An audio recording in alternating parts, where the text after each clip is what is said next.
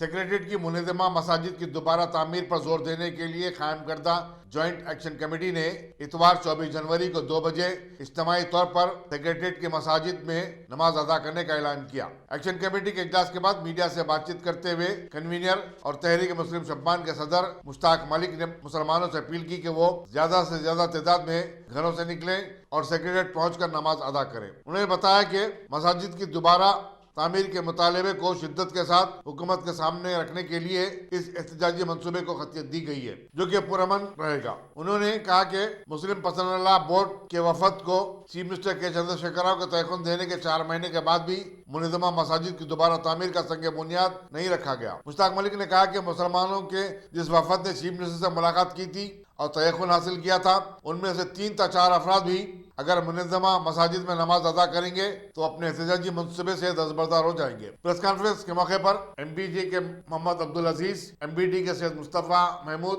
انصاف پارٹی کے عبد المنان اور صوفی کونسل کے خیر الدین قادری وغیرہ بھی موجود تھے۔ ایکشن کمیٹی مساجد کی شہادت کے فوری بعد مساجد کی بازیابی کی جدوجہد کا آغاز کیا تھا اور اس سلسلے میں کئی مختلف پروگرام مساجد میں دعا کے اور پھر سیاہ پرچم کے، پھر اس کے بعد ملین سگنیچر کیمپین کا پروگرام بھی ہوا اور جو پورے تلنگانہ میں سمجھیے چلایا گیا۔ جوائنٹ ایکشن کمیٹی کی تمام بازیابی سیکریٹریٹ مساجد کی تمام جماعتوں نے ملین سگنیچر کیمپین کی کامیابی کے لیے انتھک جد و جہد کی اور کوشش کی اور اللہ کا کرم ہے کہ وہ ملین سگنیچر کیمپین قریب 2 ماہ چلی اور اس کیمپین کے اختتامی مرحلے میں 2 مہینے کے بعد ممبر آف پارلیمنٹ حیدرآباد اور فلور لیڈر سمجھیے کہ مجلس اتحاد المسلمین کے ساتھ ایک وفد علماء اور مشائخین کا جس کو پرسنل لا بورڈ کا وفد کا نام دیا گیا تھا، وہ جا کر چیف منسٹر سے ملاقات کیا۔ 2 مہینے 5 یا 7 دن کے وقفے کے بعد پہلی مرتبہ مساجد کے مسئلے پر چیف منسٹر سے سمجھیے کہ صاحب یہ وفد جا کر ملاقات کیا۔ اب مسجد کی ہر چیز سمجھیے کہ قابل احترام اور قابل تقدس ہوتی۔ جو وفد یہ گیا تھا یہ ہے اس کو کیوں منہدم کیا گیا، شہید کیا گیا، یہ بھی سوال نہیں کیا گیا۔ ہم وقف پراپرٹیز پر لینڈ گرابر کے قبضے کی بات کرتے ہیں، لیکن 6 ماہ سے سیکریٹریٹ کی مساجد کی زمین جو وقف ہے، جو گزٹ ہے، وہ سمجھیے حکومت تلنگانہ اس پر گریب کری ہوئی ہے، غازیبانہ قبضہ کری ہوئی۔ ہم اگر بات کر رہے ہیں تو صاحب ہمارے پر 25 قسم کے سمجھیے باتیں کی جا رہی ہیں۔ آج میں یہ کہہ رہا ہوں، جوائنٹ ایکشن کمیٹی کی جانب سے یہ بات کہہ رہا ہوں کہ کل فلور لیڈر صاحب یا ممبر آف پارلیمنٹ یا وہ لوگ جو چیف منسٹر کے پاس گئے تھے ملین سگنیچر کیمپین کے پریشر میں، اگر ان میں سے کوئی 4 یا 5 بھی جا کر وہاں نماز پڑھ لیتے تو ہم یہ 24 کی کال واپس لینے کے لیے تیار ہیں۔ جو چیف منسٹر سے ملاقات کرے ہیں جا کر، وہ اگر نماز پڑھ لیتے ہیں اور ان کی ذمہ داری ہے، ان کی مذہبی ملی دینی ذمہ داری ہے کہ وہ سمجھیے وہاں نماز کے قیام کے لیے سمجھیے جائیں،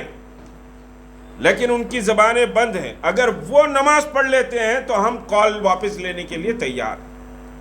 ہم یہ نہیں کہہ رہے ہیں کہ ہم ہی جا کے نماز پڑھیں گے، ہم یہ کہہ رہے ہیں کہ وہاں نماز کا قیام ضروری ہے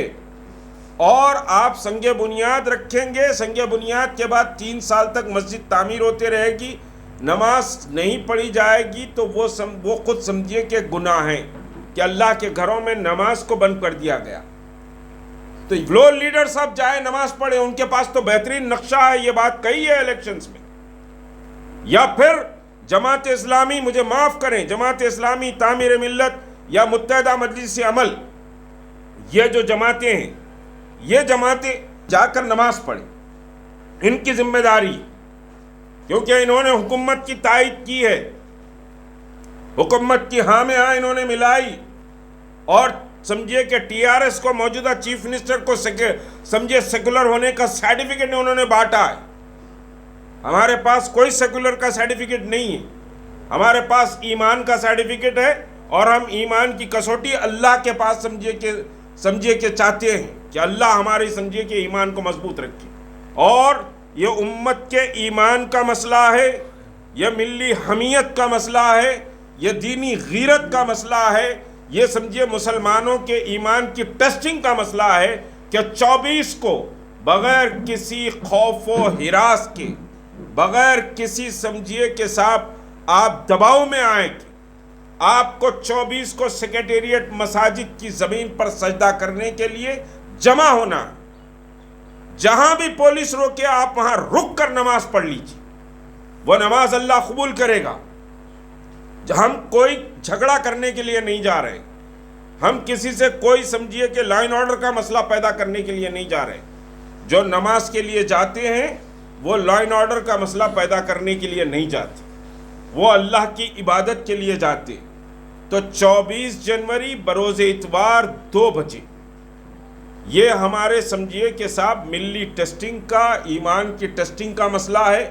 اس میں علماء بھی آئیں، مشائقین بھی آئیں، سب آئیں، نماز کا مسئلہ ہے۔ اور جو قوم اپنی عبادت گاہوں کی حفاظت نہیں کرتی وہ اپنا خود تحفظ نہیں کر سکتی، جو قوم اپنی عبادت گاہوں کا تحفظ نہیں کر سکتی وہ اپنا سمجھیے تحفظ نہیں کر سکتی۔ تو آج جوائنٹ ایکشن کمیٹی نے سمجھیے کہ 24 تاریخ کا اعلان کیا ہے، اضلاعوں سے بھی لوگ آ رہے ہیں،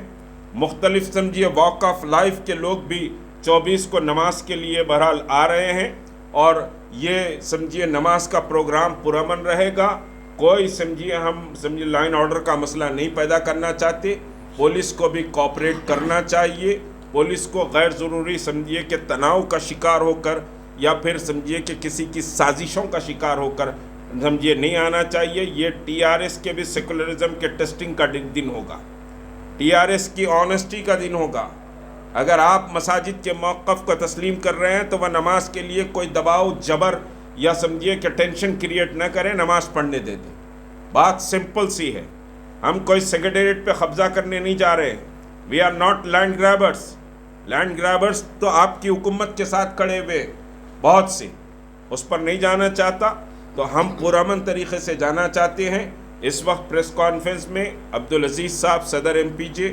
اور پھر ایم بی ٹی سے جنرل سیکریٹری مصطفیٰ محمود صاحب، پھر صوفی کانفرنس سے